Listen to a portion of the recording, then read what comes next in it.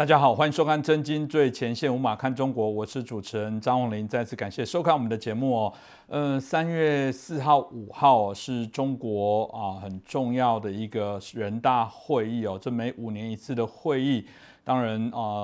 因为这个决定整个国家运作行政体制的一个改变啊。当我们知道中国是以党领政哦，其实在20大的时候决定了这个谁担任这个党的一把手之后，后续的部分有人说反正就是做配合，但即便是配合，里面还是有许多事情会值得我们好好来关注哦，因为这也是我们看到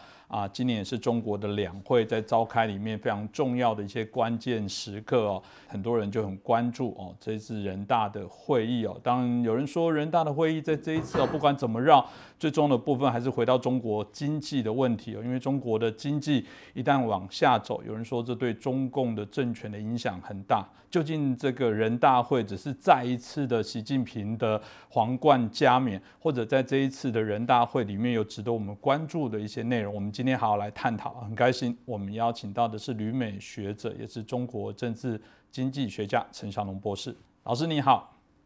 主持人好，观众朋友们大家好。是老师，我想我就接着请教。一开始我们就说人大的重点，其中有一个部分就是所谓的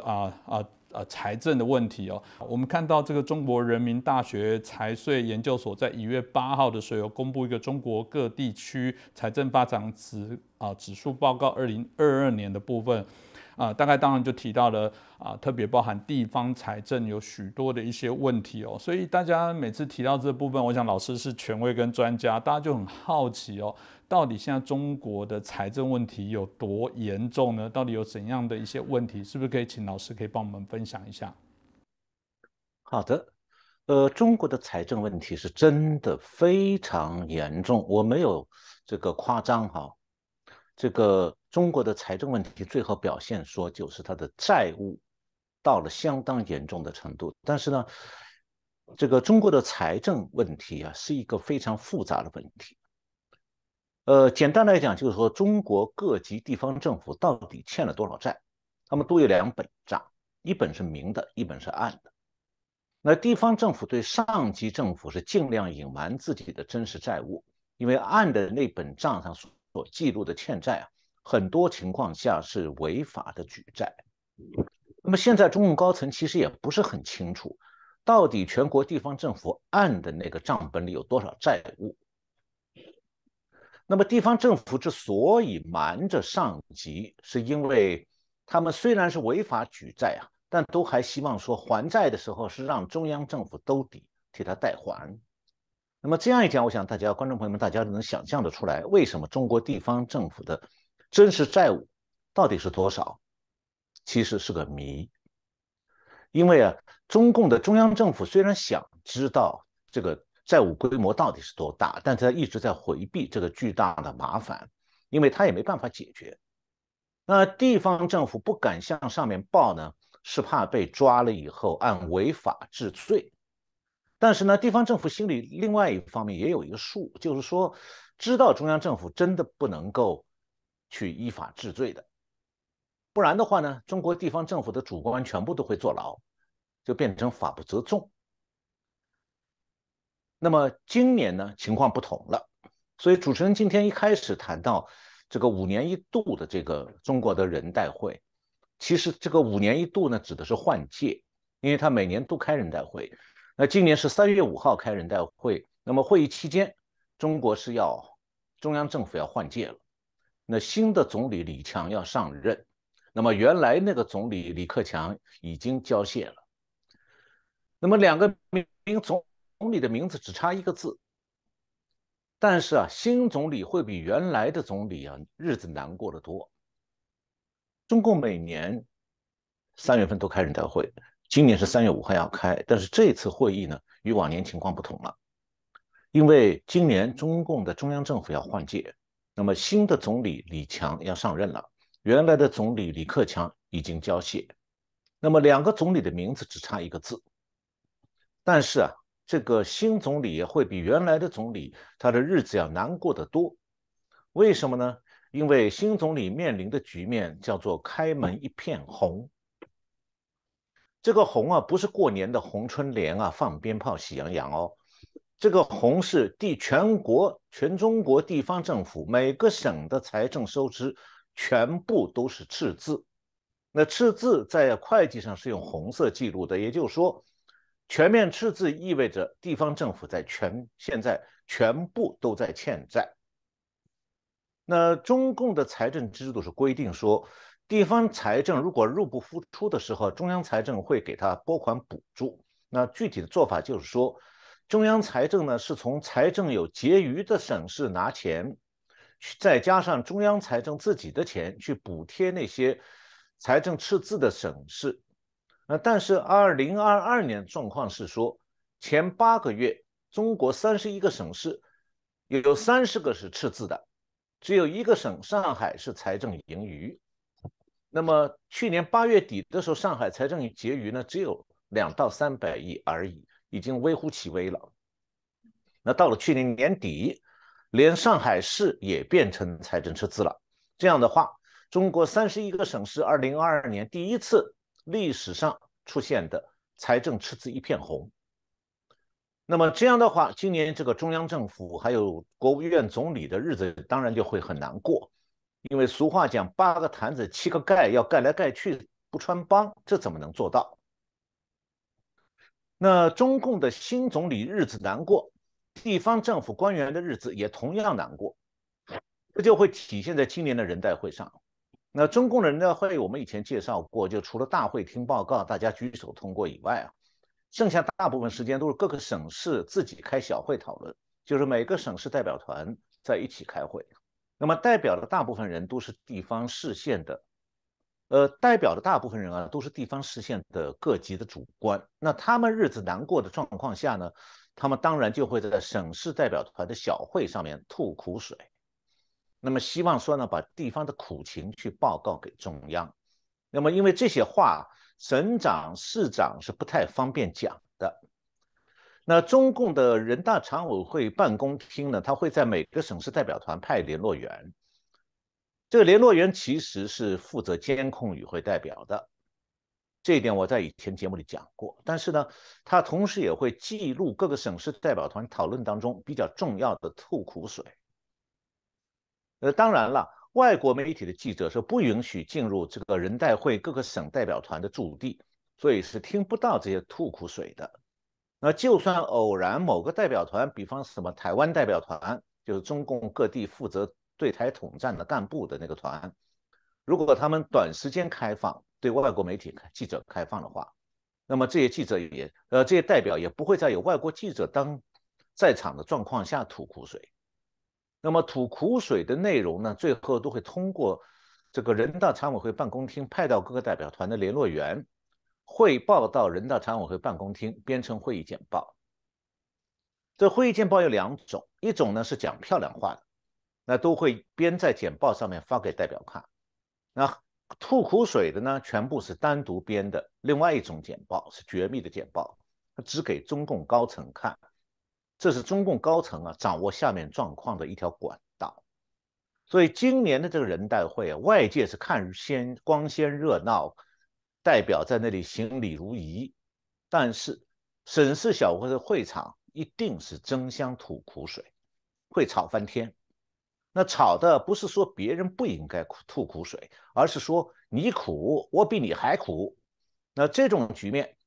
当然就是中国经济现状的反应。是哦，我们一开始我也提到过，有人说中共这个在经济的这些困境可能会造成中共政权的许多甚至是稳固的一些挑战但也有人可能不了解说，如果中共的经济产生困境，可能对台湾也有产生一些影响这部分是不是请老师也可以进一步帮我们做一下说明呢？好的，现在这个实际上台湾还有不少人对中共还有中国抱有不切实际的幻想。比方据我了解台湾从事服务业的，像做夜市的，那当然希望陆客越多越好。还有计程车司机、旅游大巴公司也是希望这样子。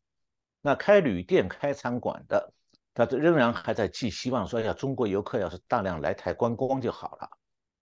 那么家人当中有台商台干的，或者本人到中国去混世面念书的，他自然也是希望中国经济向好。当然了，台湾还有的人在指望台商捐款助选的，那他更是对中国充满了好感。但是啊，他们对中国的现实经济情况其实了解的很有限。中国的财政困难啊，在去年就已经开始转化成了公务员降薪、教师减薪、退休人员的退休金的财政来源萎缩，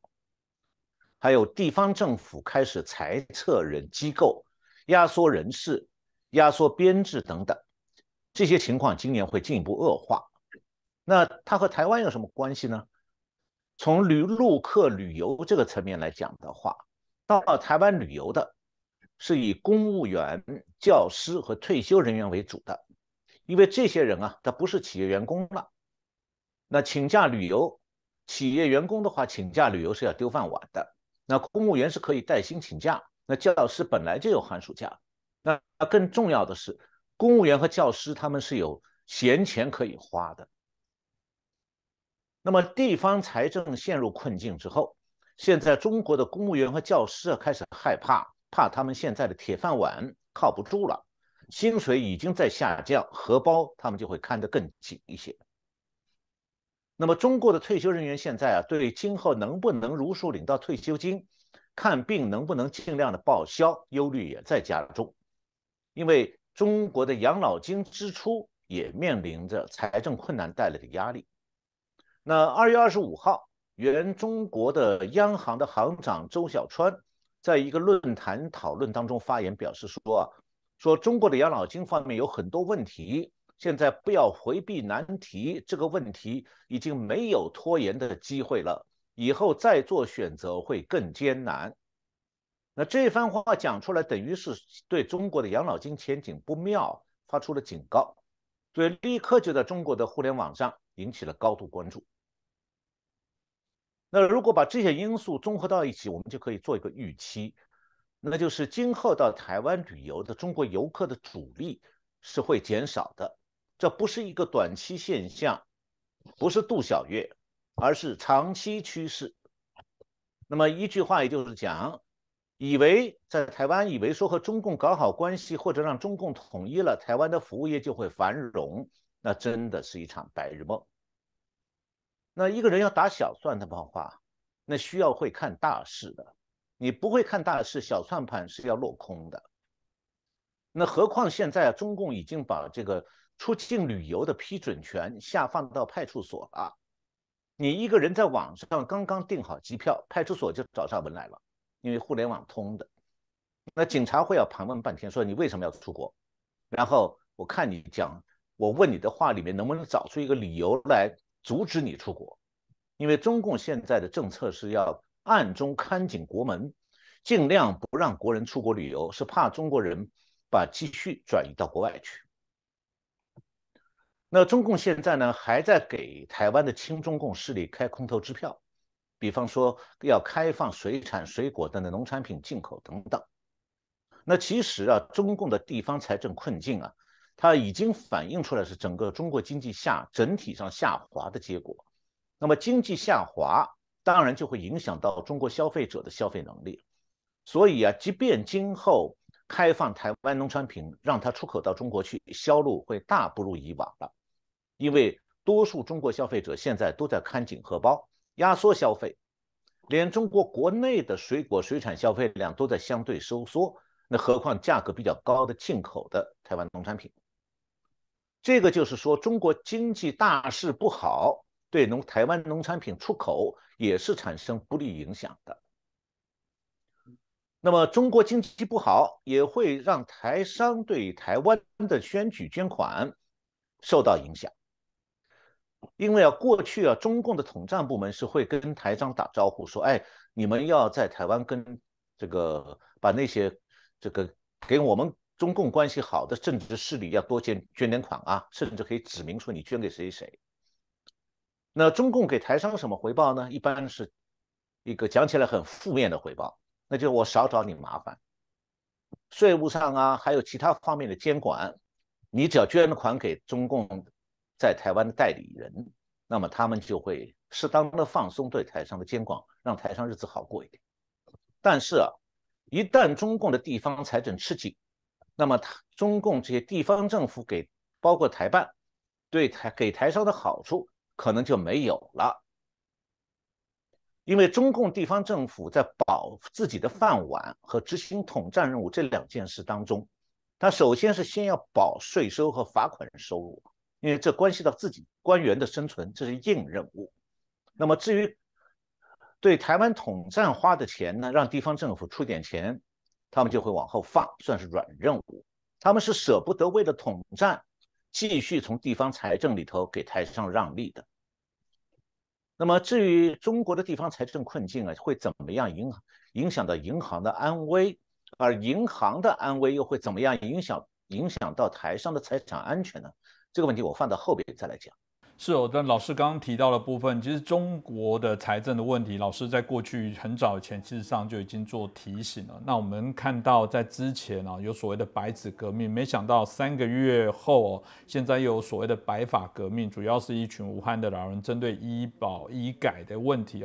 提出非常大的怒吼这当然又是一些非常严重的政府政策的一些疏失。所以是不是从此之后，如果不断的财政的一些恶化之后，不只是白纸革命，不只是白发革命，未来可能接踵会有更多的这些抗议的事件产生？老师您怎么看待这样的一个发展呢？这个问题是一定会这样出现的。因为中国这个地方财政陷入困境以后，它必然就反映在开支的困难上面。像刚才主持人提到这个武汉的退休老人上街抗议啊，是因为他们的医保开支遭到压缩了。这其实就是中共的地方财政困境的一个小小的侧面。虽然每一个小小侧面看起来只是一点，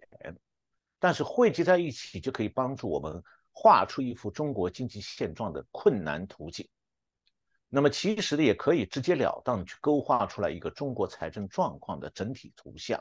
那这样的话，就会让我们对中共的经济还有中共的财政的危机有更加直观清晰的了解。在中国要看财政困境的话，是要看地方财政，因为所有的困难首先是集中在地方财政这个层级。如果地方财政进入全面困境之后，比方31个省市都困境，那么就算中央财政勉强自保，全国各地的都会因为这个地方财政全面困难而爆发一系列各种各样的经济社会问题。那财政问题呢，在中国本身经济的研究圈里有一句话，叫做外行听不懂，内行讲不清。外行听不懂，就是说中国这个财政体制制度本身就非常复杂。但内行讲不清，就是说他对外行的人想要把它用通俗的话讲清楚、讲明白，他觉得很费力。我讲不清楚，你们反正也听不懂。那么今天呢，我就试试看，把中共过去70多年复杂的财政问题尽量用通俗易懂的话来说明。首先呢，就是要了解为什么中国经济财政的困境要看地方财政，就先要了解说中国的财政制度是什么样，也就是必须要先了解中共的中央财政和地方这两级财政，那么上下政府之间这个财权的收收放放这个复杂关系的演变。那这个状况和中华民国的财政史是不一样的，因为它是共产党政权独有的现象。那一般人都理解说，这个共产党建立政权是实行苏联模式的计划经济。那再往下具体来讲的话，这个外部世界的人就没有办法了解了，或者说搞不懂。那计划经济的财务管理的核心就是说，全国的财政由中央政府一把抓，那地方政府用钱是必须得到中央政府主管部门批准的。那这个局面呢，到经济改革开始以后，中央政府就不得不把财源更多的用在民生上，结果呢，就造成了军费困难。所以邓小平就在上个世纪的80年代实行了大裁军，所谓100万大裁军，一次裁掉100万军队，为的是军费不够了，钱用到民生上去。那另外一方面呢，当时中央政府也发现说，他原来靠搞计划经济，用这个国家计划委员会这个机构统管全国经济发展，这种僵化的做法必须要调整，要给地方政府和中国的国营企业更多的自主权。那么当然也就是包括给地方政府一些财权。那么这个阶段就是80年代，是中国的中央政府和地方财政关系当中第一次的财政放权阶段，有差不多10年。但是这种财政的放权呢，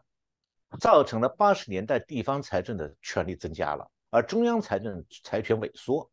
然后中国又经历了中央收权的阶段，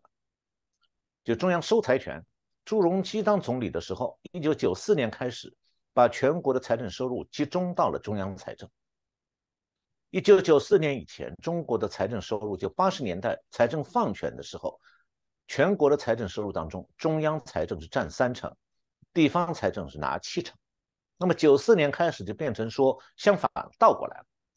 中央财政占全国财政收入比重提高到了60%到70%，那地方财政只剩下了30%到40%。那么这样的话，中央和地方的财政关系再度进入了中央财政集权的阶段。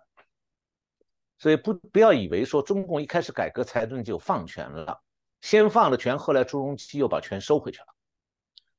那么朱镕基集中财权的做法呢，关键就是他实行一个中央财政和地方财政的分税制，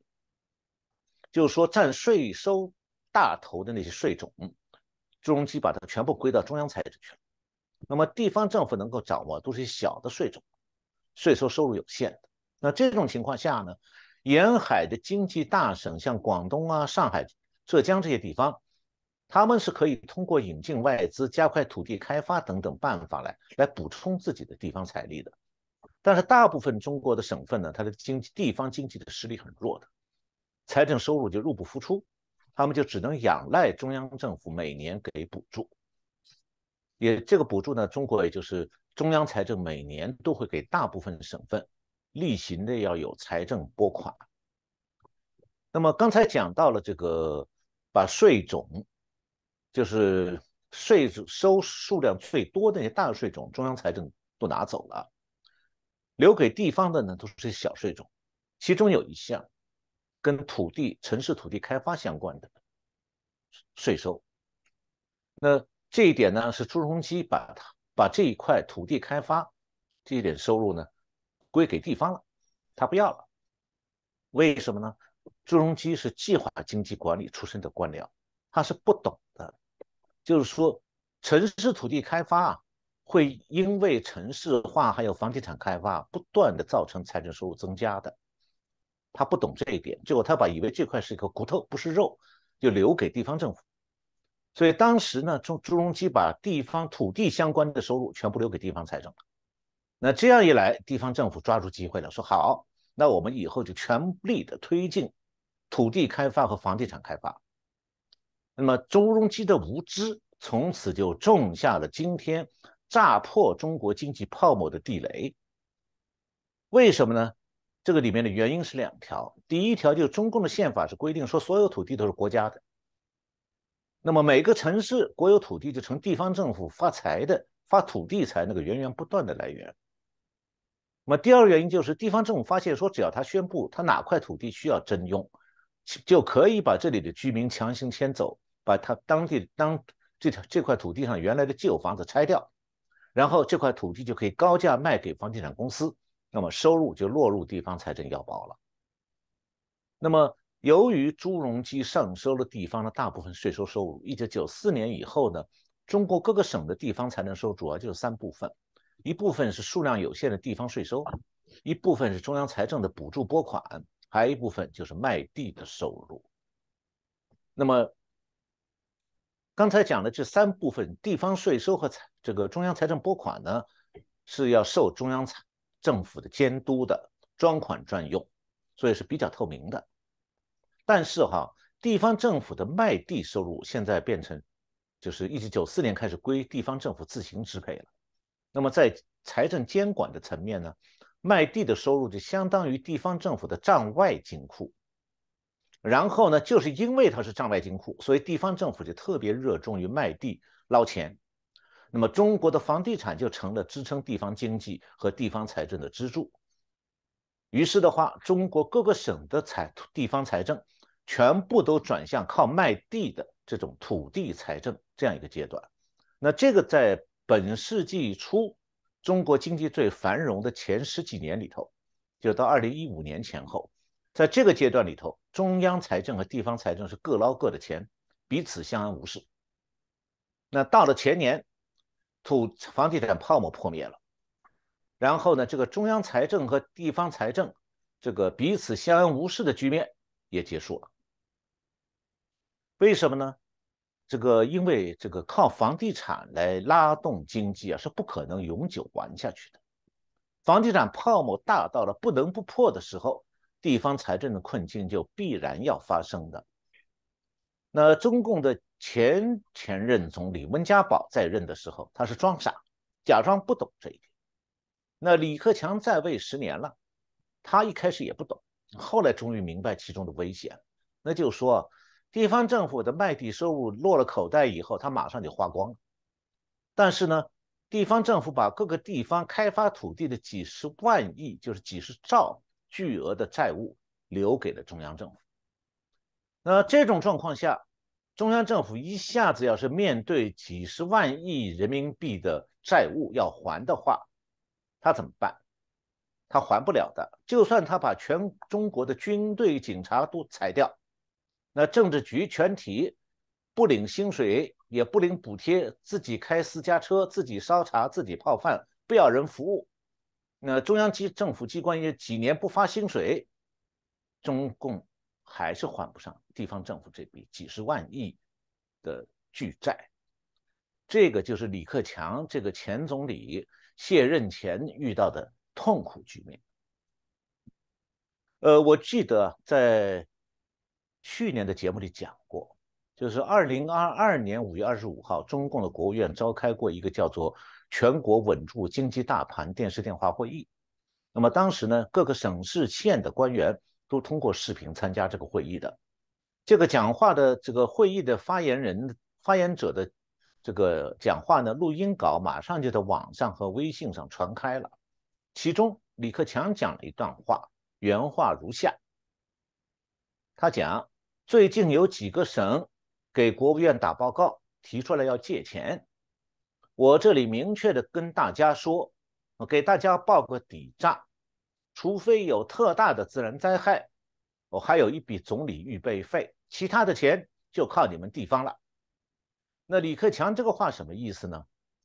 他的意思很清楚的，你们说你们没钱要向中央借，中央财政也没钱，你们自己想办法。那么李克强通过这样一个全中国的电视电话视频会议，在这样喊话，他的意图呢就被今年1月9号中国财政部长刘昆解读的非常明白。他是针对中国现在地方政府的债务危机是这样讲的，他说我们坚持中央不救助原则，做到谁家的孩子谁抱，要进一步打破中央政府兜底的预期。那为什么中共的财政部副部长会讲说谁家的孩子谁抱？这里的孩子不是真的小朋友啊，是指地方政府欠下的巨额债务。那谁家的孩子谁抱，这个意思就是说，你们地方政府欠的债，谁欠自己谁负责还，中央政府不兜底，我不管。那么为什么中国的地方政府会想让中央财政替自己还债呢？因为中共是集权制度，这集权制度不仅仅是造成政治高压和民众的恐惧，也会扼杀民间企业的活力，它还必然会造成地方政府的大锅饭观念，认为自家债务最好赖给中央财政来还。那何况啊，朱镕基集中财权以后啊，现在实行的是这个，多数省市都是仰赖中央财政拨款补助的。那么这种制度呢，就鼓励养成了地方那种财政的大锅饭思维。那么地方政府的债务是怎么形成的？主要是2部分，全部都和土地开发有关。那么为了开发土地呢，地方政府或者是直接发行债券呢，或者是设立一种叫做城市建设投资公司，简称城投公司、城市投资公司。那么还有一个叫法呢，在中国叫做地方政府融资平台，意思就是替地方政府洗钱的。那么地方政府用手里的土地向地方的银行取得抵押贷款，那无论是银行的拿来的抵押贷款，还是发行地方政府的债券，那债务到期了，你就要还债啊。那过去地方政府呢是把土地开发好以后啊，卖地给这个房地产公司，那就有钱还债了。但是现在局面不同了，中国的房地产泡沫破灭以后啊，现在多数房地产公司都岌岌可危啊，他们不敢再买地了，也没钱买地了。那么这样的话，地方政府突然的就没有钱还债了。原来是土地财政，就靠卖地每年把借的新债，这个同时把旧债还掉。那现在呢，没有钱了。那面对这种危险的局面呢，中共高层其实有一点点预见的，所以他从2021年就开始试图防止中国这个房地产过度膨胀。那但是中共高层同时还抱了一点侥幸心理，就希望说这个房地产泡沫啊不至于破灭。而且这里面还有个有趣的事情，就是为了不让房地产泡沫引起公众的警觉，所以当中共的地方债务快速爬升的时候，中共财政部不是及时的去警告地方政府，而是试图掩盖这个地方债务危机，掩盖它引起的财政金融危机。所以中共的财政部采取一种欺诈性的做法，就是说他假装啊地方政府的融资平台，就是那些城市建设投资公司，明明是地方政府建的，说他们欠的债不算地方政府的债务，而是把它模糊的叫做隐性债务问题，就拖着想混下去。那么现在呢，中国这个房地产泡沫开始破灭了，那地方政府的账外金库已经开始枯竭。那这种状况下，那不管是地方政府的到期债务这种透明的债务，还是地方融资平台到期那些隐性的银行债务，都难以偿还了。所以这样的话就会提出一个问题：中共到底现在欠了多少债务？那么首先我给大家报告一下的是，中国各级地方政府直接发行的债券这一部分，去年2022年底债务余额是35兆35万亿人民币。那么地方政府有没有钱还债呢？我就以2022年为例，2022年全国地方政府还债的数额是27758亿，那其中从地方政府的正规税收和卖地的收入当中拿出来钱还债的，只占14%，就是说只有还了27000多亿人民币的债，其中就有14%是从税收和卖地收入里拿钱出来的。那剩下84%债务是怎么还的呢？是借新债还旧债。那么2022年地方政府一共是发行债券47566亿，其中一半是用来偿还到期债务。但是呢，刚才讲这个35兆，就35万亿的地方政府债务不是全部哦，还有第二个部分，那就是刚才前面提到过地方融资平台的隐性债务。这部分讲它隐性，是因为它根本就是一个黑箱。那地方政府的这个所谓隐性债务是说，地方政府在法定政府债务之外，通过各自的融资平台公司，就是刚才讲的城市投资公司，直接或者是承诺用财政资金去偿还，或者是财政违法的提供担保这种方式去举债。那这部分的债务总额，早在2020年底，就2年前就已经是53兆53万亿了。那同样也是以借新债还旧债的办法在维持。那我刚才讲了，地方政府直接发行的债券余额是35兆，加上融资平台的债务53兆，合计达到88兆。那么中央财政它的债务是22兆。所以中央政府和地方政府的债务约加在一起是110万亿人民币。这个110万亿债务啊，大体上相当于中国 GDP 的91%，因为中国 GDP 去年2022年才121兆。那么在这个110万亿人民币债务当中，地方政府的债务规模相当于地方政府综合财力，就是把它的税收、卖地收入、中央财政补助加在一起，叫地方政府综合财力。那地方政府的债务规模是地方政府财力的260%，2倍半。也就是说，只要中国的各级政府它不是完全关门的话，它就根本不可能还清债。那么一个国家它的财政债务不是个可以无限增加的一个状况啊，因为在国际上有一个叫做财政风险警戒线，就是来计算一个国家的财政债务和 GDP 的比率。那通常国际公认的是说，这个警戒线是60%，也就是说，这个一个国家的债务，地方和中央政府的债务加到一起超过60%，超过 GDP 的60%，就是危险线，就要出大问题了。那么中国现在是什么状况呢？中国政府的总负债率，就是地方和中央的负债，比刚才讲这个60%这个财政风险警戒线高出30个百分点。那么还不仅如此，这个刚才讲了110兆的这个总的国债规模，大部分不是国债，是地方债。我为什么强调地方债务比率高啊，会很危险呢？是因为说国债啊，还可以通过向国际投行发行债券来融资。那地方政府的债务是没有国际信用的，它没有办法在国外融资啊。所以的话，中国的这种以地方债务为主的巨额债务，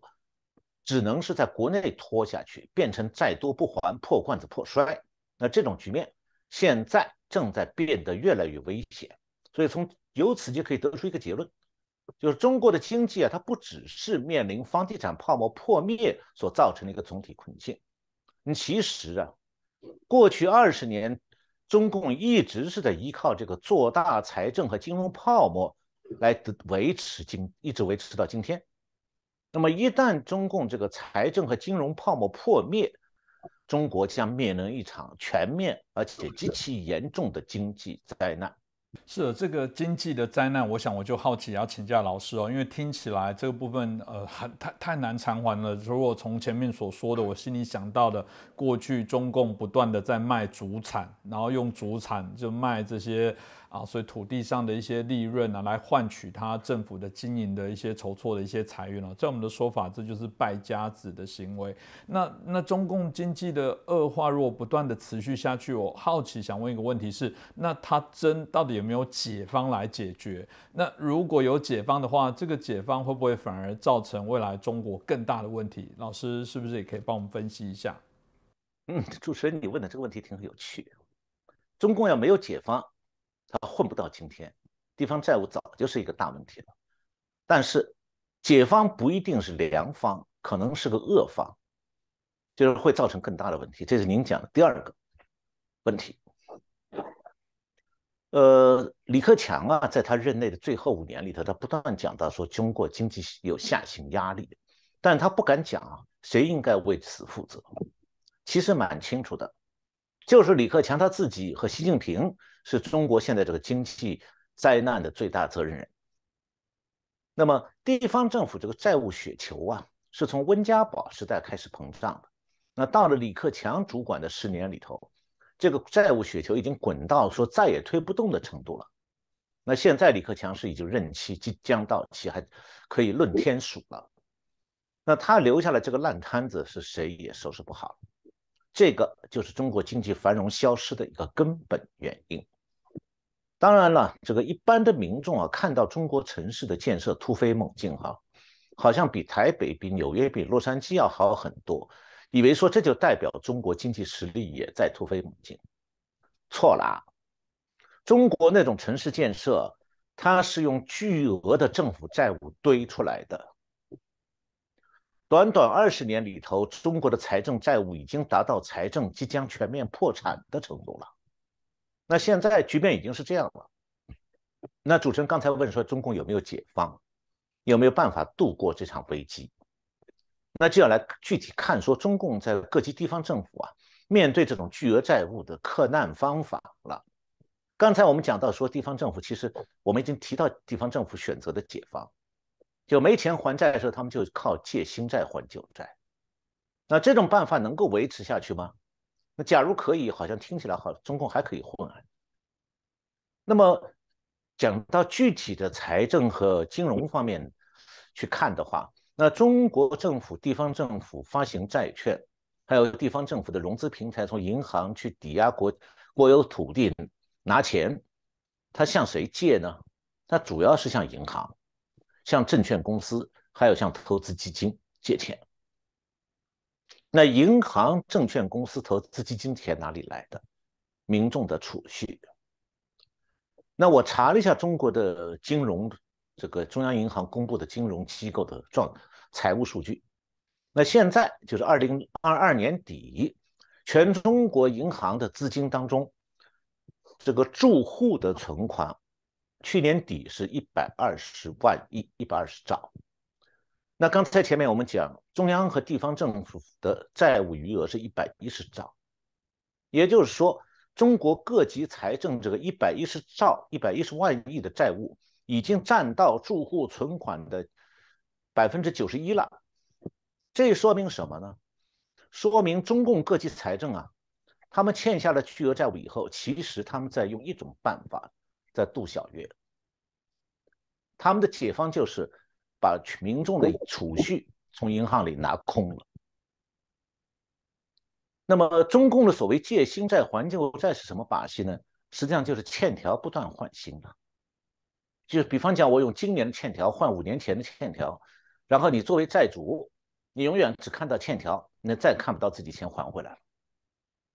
到了还债的时候，我就给你一张欠条，说那这个新欠条了，拿好。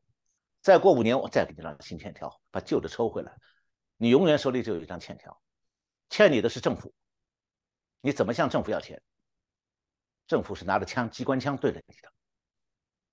所以，如果你是个普通市民，银行告诉你说啊，你存进银行账户里的钱我借给政府了啊，政府是没钱还的啊。那你听到这个情况，他银行要跟你讲实话，你还会往这家银行存钱吗？你一定会说，我当然换一家可靠的银行存钱啊。那中国有哪家银行可靠呢？我告诉各位，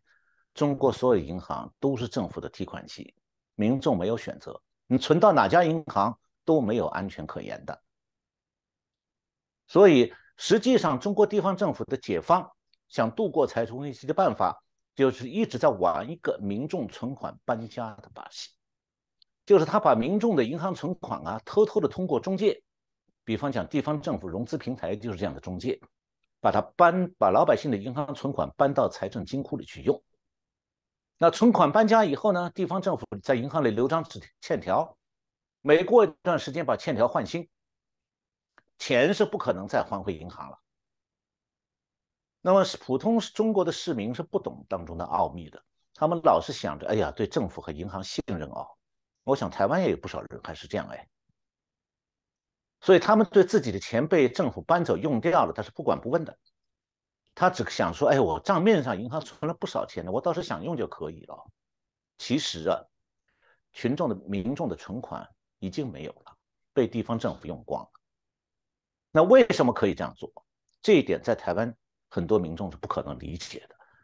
因为在自由社会里，银行是私营的，你政府可以监管银行，但是不能直接从私营银行里把民众存款拿走不还呐。这一点，台湾的民众认为那是理所当然的，但是在中国，政府是可以从银行里拿走民众储蓄的，因为所有银行都受到政府控制，而且中国银行大部分啊都是以政府为老板的。虽然中国的银行这个大部分是上市公司，小部分呢这个城市和村镇银行是股份制，表面上看起来是私营，但实际上不是。银行的老板大部分都是政府，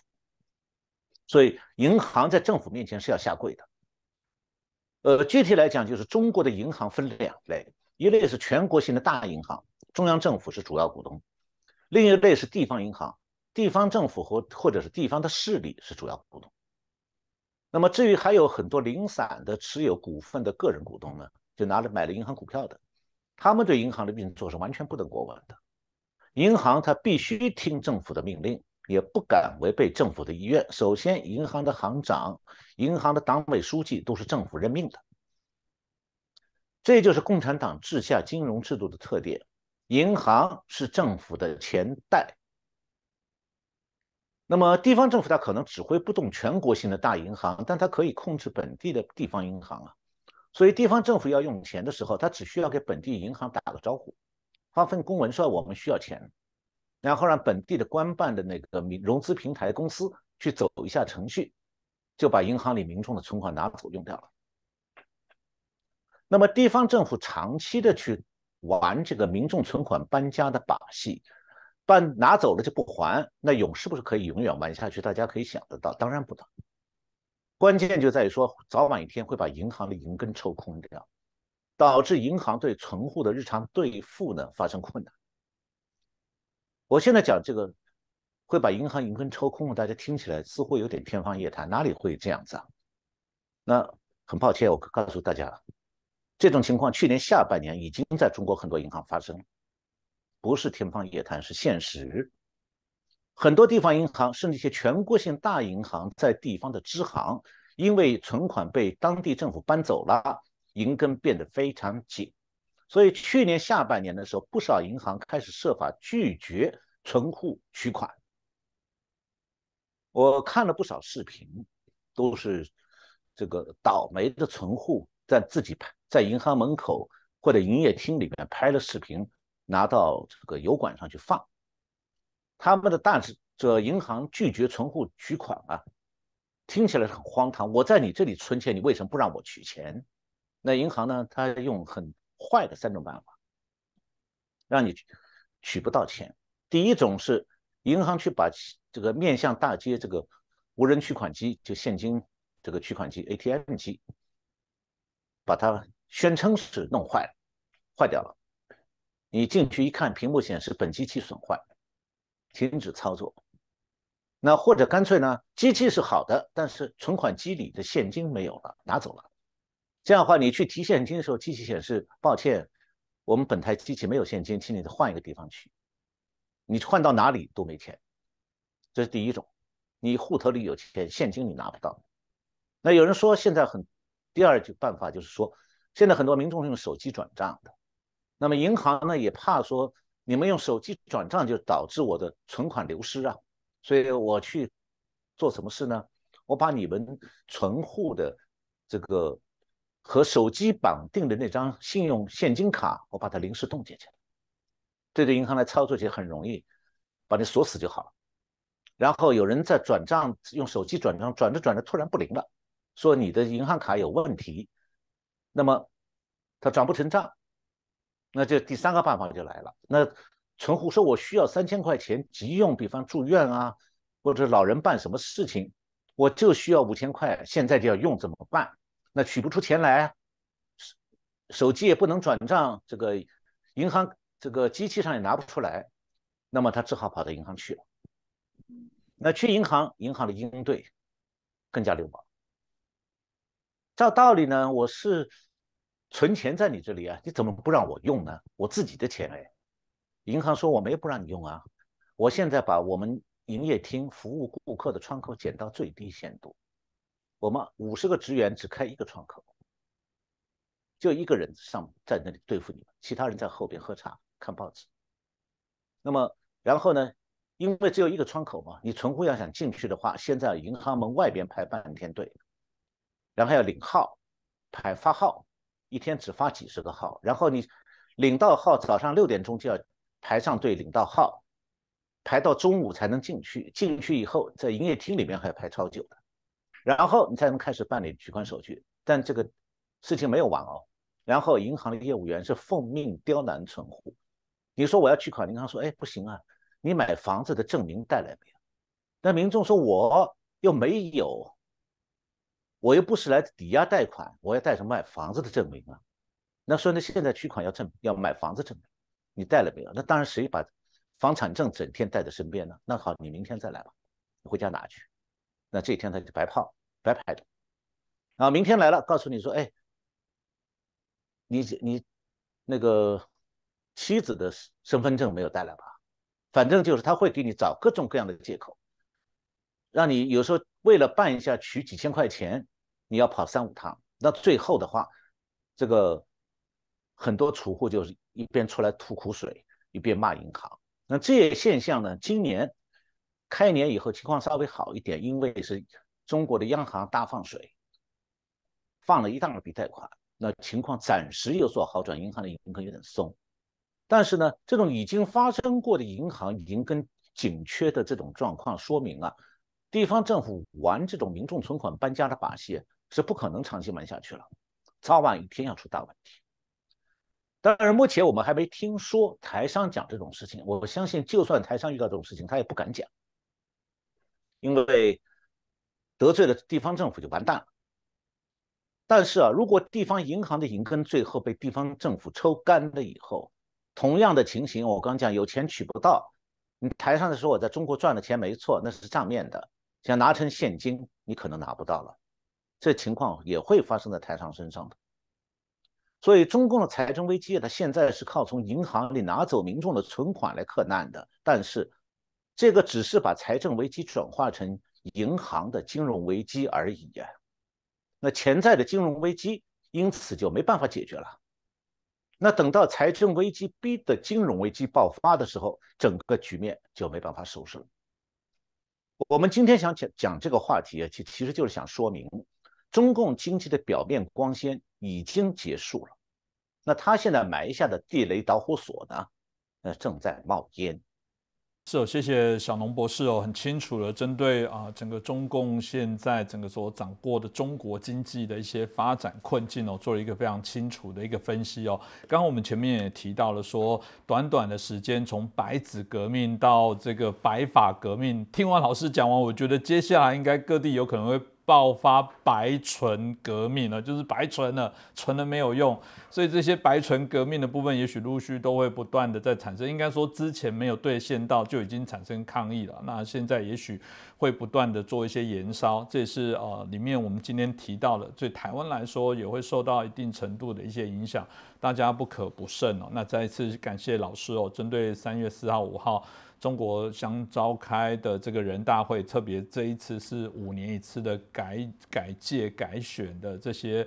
届期哦提出一些非常精辟的一些看法，也希望大家持续的来锁定我们政经最前线，我们随时都会带来最新的资讯提供给大家。再次感谢老师，也感谢大家的收看。如果喜欢我们的节目，同样拜托大家帮我们转传、按赞、分享给更多的好朋友。再次谢谢老师。谢谢洪林兄，谢谢我们观众朋友们收看这次节目，我们下次再见。对中共政权的分析，我们觉得他们这个之所以这个仇恨美国，因为美国这个民主政治体制的理念和实践的存在，对中共的统治基础就是一个巨大的威胁。就是说，我们每次在川普政府里面的时候，总统或者国务卿跟他们的对等人员会见的时候，我们都必须提出非常具体的会谈的措施。如果说你没有，我们就不谈。所以说，中共他最怕的不是说我们对他态度不好，最怕的就是我们不理他。现在拜登总统说的非常清楚，如果中共这个军事入侵台湾，美国就会军事介入，这个是再也明白不过的了。